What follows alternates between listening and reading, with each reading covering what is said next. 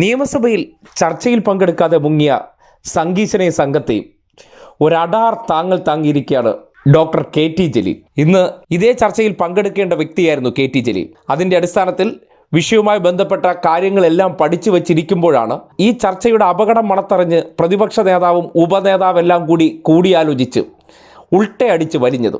എന്നാൽ ആ മുങ്ങലിൽ വിടാൻ തയ്യാറല്ലെന്ന് കെ ടി ജലീൽ സോഷ്യൽ മീഡിയയിലൂടെ തുറന്നു പ്രഖ്യാപിച്ചിരിക്കുകയാണ്. അതായത് ഇന്ത്യയിൽ തന്നെ ആദ്യമായിട്ട് അടിയന്തര പ്രമേയത്തിന് പ്രതിപക്ഷം നോട്ടീസ് കൊടുക്കുന്നു. ആ നോട്ടീസ് അവതരിപ്പിക്കാൻ ഭരണപക്ഷ അനുമതി കൊടുക്കുന്നു.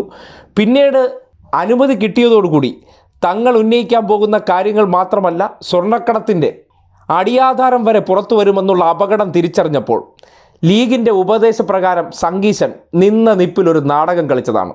ആ നാടകത്തെ സംബന്ധിച്ചാണ് കെ ടി ജലീൽ സോഷ്യൽ മീഡിയയിൽ പ്രതിപക്ഷത്തിനായി ഒരു പ്രത്യേക പൊങ്കാലയിട്ടിരിക്കുന്നത്.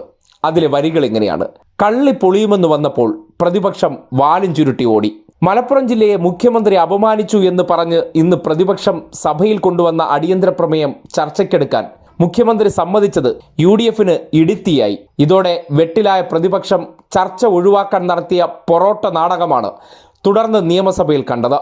സഭ നേരെ ചൊവ്വെ നടന്നാൽ ഉച്ചയ്ക്ക് 12 മണിക്ക് UDFന്റെ 16 അടിയന്തരം കഴിക്കുമെന്ന് ഭയന്നാണ് സഭ അലങ്കോലപ്പെടുത്തി അവർ സമ്മേളനം തടസ്സപ്പെടുത്തിയത്. കഴിഞ്ഞ 10 വർഷമായി ജില്ലയിൽ പിടികൂടിയ സ്വർണവും ഹവാല പണവും എത്രയെന്നും അതിലെ പ്രതികളുടെ രാഷ്ട്രീയ ബന്ധവും എണ്ണി പറഞ്ഞ് പ്രതിപക്ഷത്തെ തേച്ചൊട്ടിക്കാനുള്ള അവസരമാണ് എനിക്ക് നഷ്ടമായത്. പ്രമേയ ചർച്ചയിൽ പങ്കെടുക്കേണ്ട ഒരാൾ ഈ വിനീതനായിരുന്നു. ഇതേ പ്രമേയം നാളെ അടിയന്തര പ്രമേയമായി കൊണ്ടുവരാനും ചർച്ച ചെയ്യാനും പ്രതിപക്ഷത്തിന് ധൈര്യമുണ്ടോ? UDF നേതാക്കളുടെ സ്വർണ്ണക്കടത്തും ഹവാല ബന്ധവും തുറന്നു കാട്ടപ്പെടുമായിരുന്ന ഇന്നത്തെ സഭാപൂരം കലക്കി രക്ഷപ്പെടാമെന്ന് ആരും കരുതണ്ട. വീണ്ടും ഞാൻ ചോദിക്കുന്നു, ധൈര്യമുണ്ടോ? ഇങ്ങനെ ഒരു വെല്ലുവിളി, അതായത് അസ്ഥാനത്ത് കൊണ്ടുവന്ന് ചെക്ക് വെച്ചിരിക്കുകയാണ്. ഇനി സംഗീശനും ടീംസും പതിവ് നാടകം, കാര്യം എന്തോ എന്നെ വിളിച്ചോ എന്ന രീതിയിൽ ഈ വെല്ലുവിളിയെ കാണാത്ത കേൾക്കാത്ത ഭാവത്തിന് നടക്കും. കാര്യം ഇത്തരം നെഗറ്റീവ് ചോദ്യങ്ങൾ ഒരിക്കലും ചോദ്യമായിട്ട് വരില്ലെന്ന് സതീശന് ഉറപ്പുണ്ട്. തനിക്കെതിരായി വരുന്ന കാര്യങ്ങൾ അപൂർവങ്ങളായി മാത്രമേ മാധ്യമങ്ങളിൽ നിന്ന് ചോദ്യം വരാറുള്ളൂ. ആ ഡീലിങ്സ് ഉറപ്പിച്ചു വച്ചിരിക്കുന്ന സതീശനും ഈ വിഷയത്തിലെ അല്ലെങ്കിൽ ഈ വെല്ലുവിളിയെ സംബന്ധിച്ച് ചോദ്യമോ ബ്രേക്കിങ്ങോ ഉണ്ടാകില്ലെന്ന് ഉറപ്പുള്ളതുകൊണ്ട് അതിനെ സംബന്ധിച്ച് മിണ്ടാതിരിക്കാം. മാപ്രകളും സതീശനോടൊപ്പം തന്നെ ചത്ത കണക്കം കിടന്നേക്കും. എന്തായാലും മലപ്പുറം ജില്ലയുമായി ബന്ധപ്പെട്ടും കരിപ്പൂരിലെ സ്വർണ്ണക്കടത്തുമായി ബന്ധപ്പെട്ട വിഷയത്തിലെ ചർച്ച ഇന്ന് സഭയിൽ നടന്നിരുന്നെങ്കിൽ തൃശ്ശൂർ പൂരത്തിനേക്കാൾ വലിയ പൂരമെന്ന് അരങ്ങേറിയനെ.